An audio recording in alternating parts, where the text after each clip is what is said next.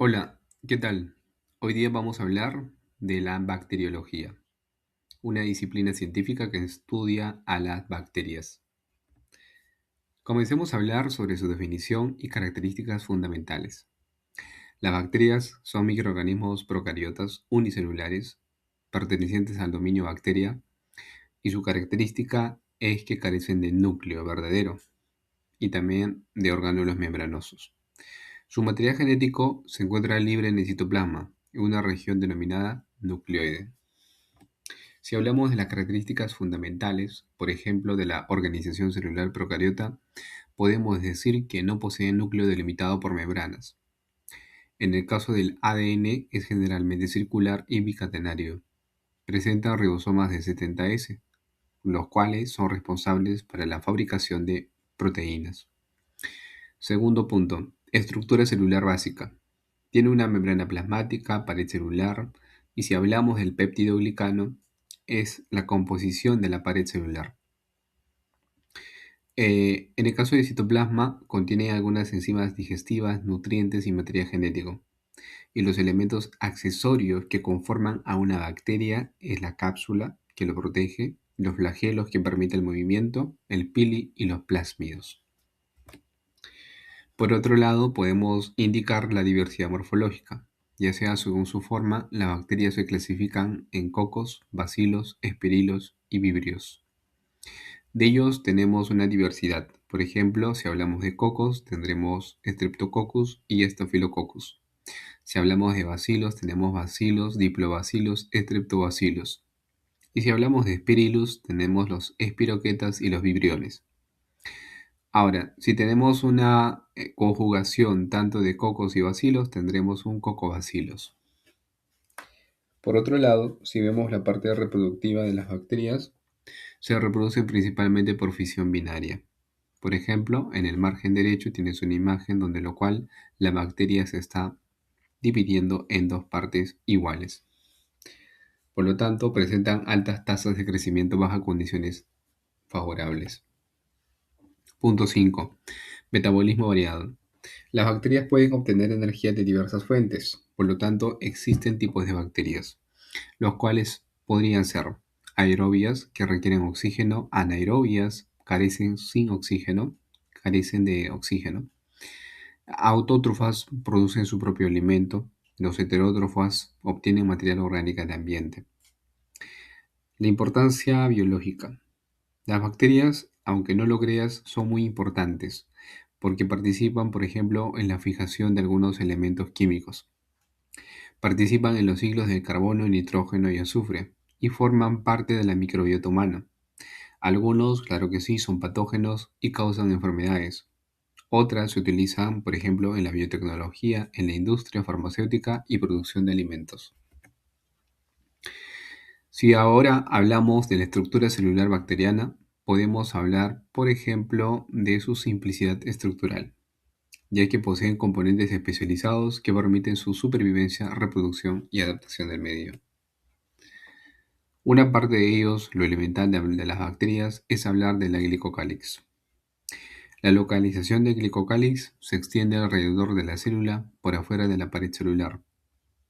Es un componente superficial casi universal de las células en los ambientes naturales. Con respecto a la pared celular es una estructura rígida formada principalmente por mureína o conocido como péptido glicano.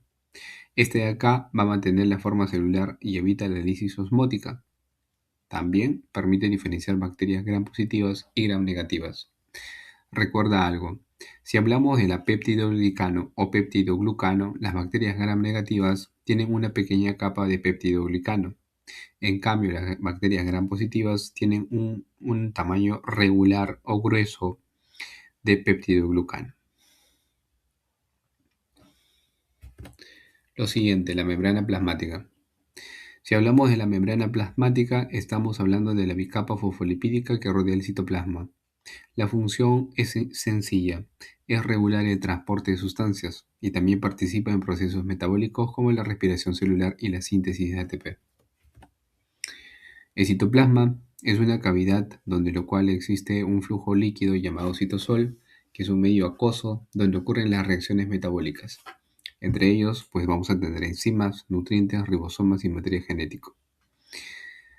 En el caso de los nucleoides, es una región donde se localiza el ADN bacteriano. Generalmente consiste en una única molécula circular de ADN bicatenario y controla las funciones celulares y la herencia genética. Y si hablamos de los ribosomas 70S, porque esa es su característica principal de estas bacterias, ellos están encargados de la síntesis de proteínas, elaboración de proteínas, y están formados por dos subunidades, 50S y 30S, que constituyen una diana importante para varios antibióticos.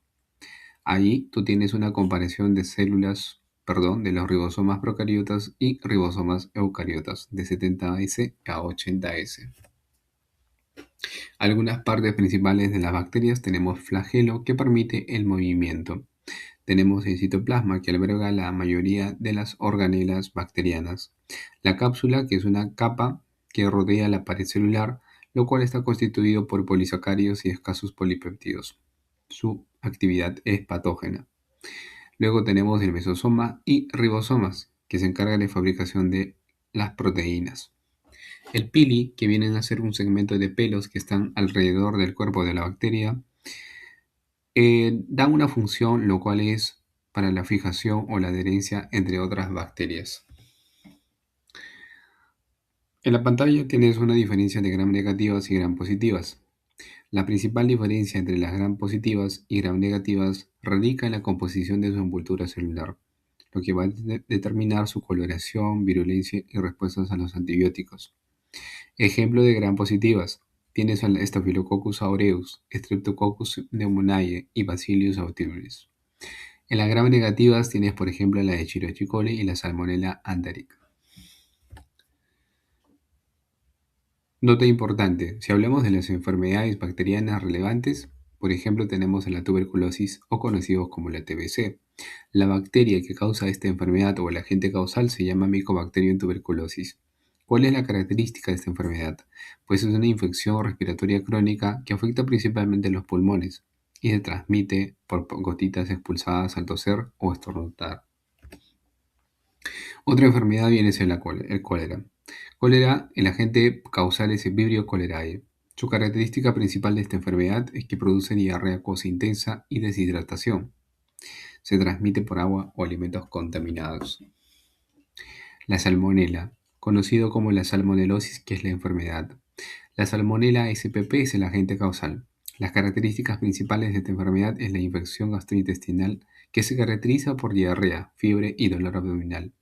Esto está asociado al consumo de alimentos contaminados. Lo otro viene a ser la neumonía bacteriana. El agente causal se llama Streptococcus pneumoniae. Su característica principal de esta enfermedad es que provoca inflamación de los pulmones, fiebre, tos y dificultad respiratoria. Es una de las principales causas de infección respiratoria. Meningitis meningocócica. Agente causal, Neisseria meningitidis. Sus características principales de esta enfermedad: infección aguda de las meninges que rodea el cerebro y la médula espinal, y esto puede evolucionar rápidamente y poner en riesgo la vida, los cuales tienen las siguientes sintomatologías que están ahí: fiebre, rigidez del cuello, dolor de cabeza, náuseas y vómitos. Ahora, tenemos los siguientes antibióticos y resistencias antimicrobianas. ¿Qué son los antibióticos? Son sustancias naturales, semisintéticas o sintéticas que inhiben el crecimiento bacteriano o destruyen las bacterias. Estos han revolucionado la medicina moderna al permitir el tratamiento eficaz de numerosas enfermedades infecciosas. La resistencia antimicrobiana. ¿A qué le llamamos resistencia antimicrobiana? Es la capacidad de las bacterias para sobrevivir a la acción de los antibióticos que anteriormente eran efectivos, pero esto, ya sea por la misma fuerza evolutiva que ellos mismos lo tienen, se desarrolla mediante mutaciones genéticas o por adquisición de genes de resistencia mediante transferencia horizontal. Principales mecanismos: producción de enzimas inactivadoras de antibióticos, modificación del sitio de acción del fármaco, disminución de la permeabilidad celular y bombas de flujo que expulsan los antibióticos. Factores que favorecen la resistencia. Uno viene a ser el uso excesivo o inadecuado de antibióticos, la automedicación en otras palabras. Interrupción temprana del tratamiento. uso de antibióticos en ganadería y agricultura, diseminación de bacterias resistentes en hospitales y comunidades. ¿Cuáles son las consecuencias clínicas? Mayor dificultad para tratar infecciones, incremento de hospitalizaciones, aumento de la mortalidad, necesidad de tratamientos más costosos y complejos, y aparición de bacterias multiresistentes. Algunos ejemplos relevantes son los siguientes: MRSA, Staphylococcus aureus, que tiene resistencia a la meticilina; MDR-TB, Mycobacterium tuberculosis, multiresistente; y la BLE, Escherichia coli, productora de beta-lactamasas de espectro extendido. Muy bien, aquí terminamos toda la información de el tema bacteriología. Espero que sea de mucho agrado y lo puedas visitar nuevamente para tus clases de bacteriología. Suscríbete para más videos como este. Chao, chao.